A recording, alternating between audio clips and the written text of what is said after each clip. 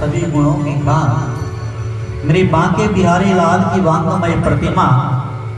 कहते हैं कि जिसको सुनने के लिए इस संसार के अंदर समस्त देवी देवता प्रत्यक्ष और अप्रत्यक्ष रूप से इस संसार में और जहाँ भी भगवान की महिमा होती है, भगवान की कथा होती है, वहां पर किसी ना किसी स्वरूप में उपस्थित होते हैं। ऐसी आनंद को देने वाली श्रीमद् भागवत महापुराण की कथा के प्रथम दिवस के अंदर बोले बांके बिहारी लाल की जय जय श्री राधे, जय जय श्री राधे, जय जय श्री राधे श्याम।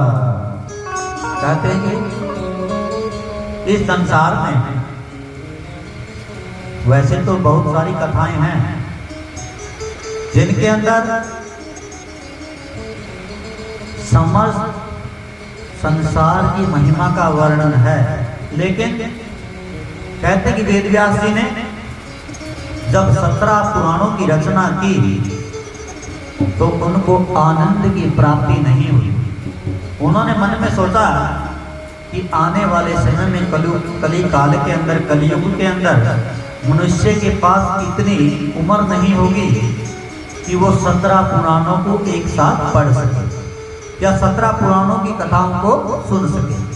तो इसी कामना के निमित्त कहते हैं सुखदेव जी महाराज ने जो माँ पार्वती के मुख से सुनी थी वही कथा और 17 पुराणों का निचोड़ एक महापुराण के अंदर एकत्रित किया, जिसका नाम है श्रीमद् भागवत महापुराण। बोले श्रीमद् भागवत महापुराण की। तो सबसे पहले तो हमें ये पता होना चाहिए कि भागवत शब्द का अर्थ क्या होता है। अब जिस कथा को आप निरंतर सुनोगे कि उसका अर्थ क्या है कि भय माने भक्ति, गय मैंने ज्ञान और वह मैंने वैराग्य। भक्ति, ज्ञान और वैराग्य जहां पर ये तीनों चीज एक जगह पर इकट्ठी हो और एक ही महापुराण के अंदर जिनका वर्णन है उसको बोलते हैं श्रीमद् भागवत महापुराण। की भक्ति, ज्ञान और वैराग्य तीनों को मिलाकर जिस महापुराण की रचना हुई उसका नाम है श्रीमद् भागवत महापुराण। बोले भागवत महापुराण की। कहते हैं कि एक बार नैमिषारण्य नाम के स्थान पर शौनक आदि जो 60,000 ऋषि थे एक यज्ञ के लिए एकत्रित हुए।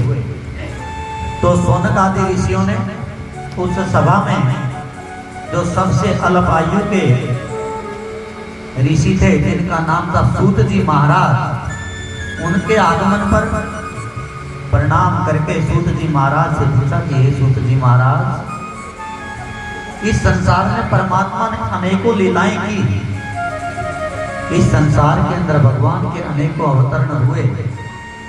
हे भगवान, हे सूत जी महाराज, हमें बताइए कि यदि किसी व्यक्ति को घर के अंदर किसी प्रकार की बाधा हो, प्रेत बाधा या किसी तांत्रिक बाधा या कोई भी समस्या जीवन के अंदर हो, क्या कोई ऐसी कथा है जिसके सुनने मात्र से प्राणी का कल्याण हो?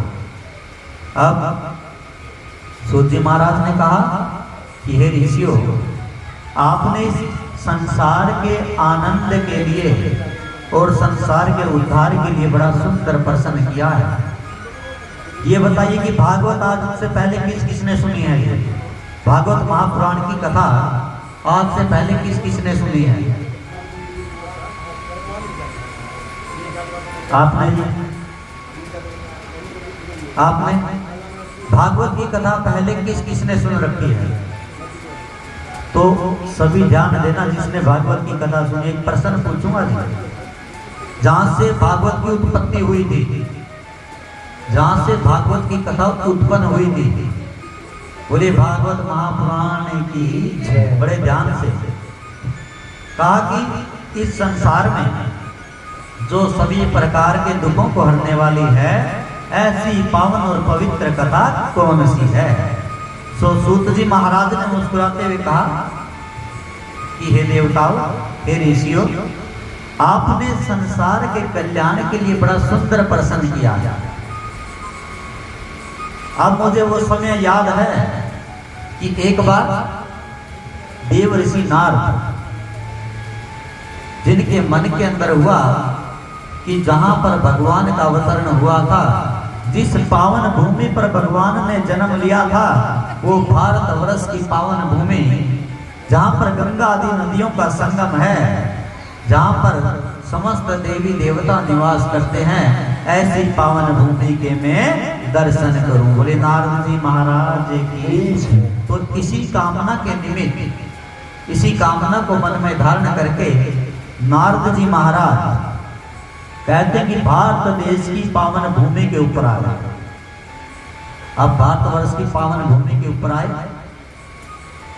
तो यहां पर एक जानने योग्य बात है जी कि भारत के साथ माता शब्द लगा है। भारत माता कहते हैं ना, बोलिए भारत माता की जय।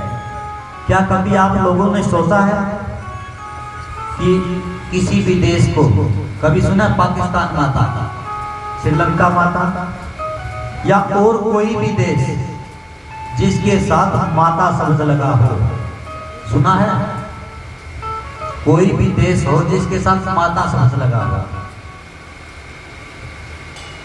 और जब आप पूजा करवाते हो, सुबह पंडित जी बोलते हैं कि ओम विष्णु विष्णु विष्णु अद्य विष्णु प्रारार्थे श्री सवेत वाहरा कल्पे जम्बू द्वीपे भारत वर्षे आर्यवर्तैक देशांतर्गते पुण्य प्रदेशांतर्गते।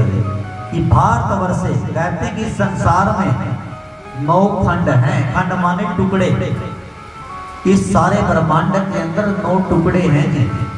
और उस खंड में भरत राजा का एक वास हुआ, जो अंतिम राजा हुए, जहां पर कलयुग आगमन हुआ था। अंतिम जो राजा थे जिनका नाम था राजा भरत, जड़ भरत जी महाराज जिनको बोलते हैं, उनका ये पावन खंड है भारतवर्ष। और इस भूमि के ऊपर देवता लोग भी जन्म लेने के लिए युगों युगों तक इंतजार करते हैं। तो हमारा सौभाग्य है कि भारतवर्ष की इतनी पावन भूमि पर हमारा जन्म हुआ। बोली भारत माता की। कहते कि इसी भूमि के ऊपर घूमते हुए एक दिन नारद जी भारतवर्ष की पावन भूमि के अंदर आए। कहते कि समस्त भारतवर्ष को घूमा, लेकिन जैसे ही वृंदावन की पावन भूमि को गए, वृंदावन धाम के अंदर गए जहां पर कन्हैया का अवतरण हुआ था, वहीं पर जाते ही उनकी दृष्टि गई कि एक अत्यंत सुंदर स्त्री, एक अत्यंत सुंदर और जवान स्त्री, जिसके पास में 2 वृद्ध लेटे हुए थे, जिसकी गोद के अंदर और आसपास में अनेकों दास और दासियां उनकी सेवा कर रही थी। बोली बांके बिहारी लाल की। अब नारद जी ने देखा कि औरत तो जवान है, लेकिन गोद के अंदर 2 लेटे हुए हैं, दोनों वृद्ध व्यक्ति हैं। अब मन में तरह तरह के प्रश्न आए कि हे भगवान, ये कैसी माया है कि जवान औरत और गोद के अंदर 2 वृद्ध व्यक्ति। तो नारद जी से रहा नहीं गया और जाकर पूछ लिया उस देवी से कि हे देवी, आपका नाम क्या है, कि आप कौन हो, और जो आपके पास में इतने नौकर इत्यादि खड़े हैं वो दोनों कौन हैं? तो उस औरत ने जवाब दिया कि हे नारद जी महाराज, इस कलयुग की अवस्था के कारण आपने हमें पहचाना नहीं कि हे नारद जी महाराज, मेरा नाम भक्ति है, और जो 2 व्यक्ति हैं मेरी गोद में, ये मेरे बेटे हैं जिनका नाम ज्ञान और वैराग्य है। कि जो व्यक्ति मेरी गोद में लेटे हुए हैं, इनका नाम ज्ञान और वैराग्य है। अब मेरे मन में बड़ी चाह थी कि इस भारतवर्ष के अंदर मैं भी घूम कर आऊं जहां पर भगवान ने अवतरण लिया था। सारी भारतवर्ष घूमी, लेकिन वृंदावन की पावन भूमि में आते ही मेरी अवस्था जवान हो गई और मेरे जो बेटे ज्ञान और वैराग्य थे दोनों बूढ़े हो गए। बोले बांके बिहारी लाल की। अब नारद जी महाराज ने भक्ति माता से कहा कि हे मां, ऐसा क्यों? इस भूमि के ऊपर तो भगवान ने जन्म लिया है, और इस पावन भूमि के ऊपर जहाँ पर भगवान के चरण पड़े वहां पर आपके पुत्र बूढ़े क्यों हो गए? अब सोचने वाली बात है कि वृंदावन में भक्ति बहुत मिलेगी आपको, जो वृंदावन की पावन भूमि वहां पर भक्तों की कमी नहीं है, लेकिन वहां पर ज्ञान और ज्ञान से उत्पन्न होता है वैराग्य, उन चीजों की विशेष कमी है। ज्ञानी मिलेंगे लेकिन वहां पर ज्ञान आपको पैसे में मिलेगा। हर एक चीज की कीमत होती है। जितने भी हमारे कथावाचक है सारे वृंदावन से मिलेंगे आपको। कहा कि ज्ञान और वैराग्य है। अब भक्ति माँ ने कहा कि आपके पास में जो इतने नौकर इत्यादि हैं वो कौन है? तो भक्ति माँ ने नारद जी से कहा कि ये सारी गंगा आदि नदियां हैं, इन्होंने अनेकों प्रकार से सेवा की, लेकिन मेरे जो बेटे हैं उनकी अवस्था जवान नहीं हुई, और मेरा दुर्भाग्य देखिए कि माँ जवान और बेटे बूढ़े, तो मन बड़ा दुखी है। और मैं आज उस बांके बिहारी लाल को याद कर रही हूँ कि जिसकी पावन भूमि के अंदर, कि जिसकी पावन भूमि में भगवान ने जन्म लिया, आज उस भूमि की ये दशा हो गई। अब नारद जी से भक्ति माँ ने कहा कि नारद जी आप तो भक्त शिरोमणि हैं, भगवान के सबसे ज्यादा नजदीक हैं, कि हे नारद जी महाराज ऐसा कोई उपाय कीजिए जिससे मेरे जो बेटे हैं उनकी मूर्छा दूर हो जाए और वो जवानी को प्राप्त हो जाए। बोले बांके बिहारी लाल की।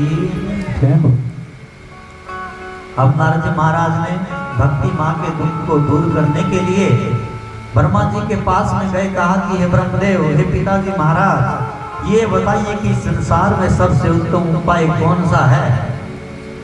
तो ब्रह्मा जी ने कहा कि नारद जी महाराज, क्या आपको पता नहीं कि जिस समय कृष्ण भगवान इस लोक को छोड़कर गए थे, उन्होंने अपना सारा तेज एक पुराण के अंदर सम्मिलित कर दिया, जिनका नाम है श्रीमद् भागवत महापुराण। हे नारद जी महाराज, जाइए और भक्ति के जो बेटे हैं उनको आप भागवत महापुराण की कथा सुनाइए। अब नारद जी महाराज के मन के अंदर आया कि एक पुस्तक के अंदर ऐसा क्या है जो मुझे समस्त जीवन में परमात्मा का जाप करने से प्राप्त नहीं हुआ। कहते कि वहां पर उन्होंने एक तराजू मंगाई और तराजू के एक पलड़े के अंदर श्रीमद् भागवत महापुराण को रखा, और दूसरे पलड़े के अंदर इस संसार के अंदर जितने भी हीरे मोती वैभव इत्यादि थे सभी को एक पलड़े में एकत्रित किया। और क्या देखते कि जो श्रीमद् भागवत महापुराण का पलड़ा था वो झुक जाता है। बोले भागवत महापुराण की। अब नारद जी महाराज ने भक्ति माँ के सामने वृंदावन की पावन भूमि के अंदर आप लोगों की तरह ऐसे ही सुंदर व्यास पीठ बनाई, कथा पंडाल बनाया, और वहीं पर श्रीमद् भागवत महापुराण की पवित्र कथा प्रारंभ कर दी। बोलिए भागवत भगवान की जय। श्री बांके बिहारी लाल की जय। आइए आज की जो पावन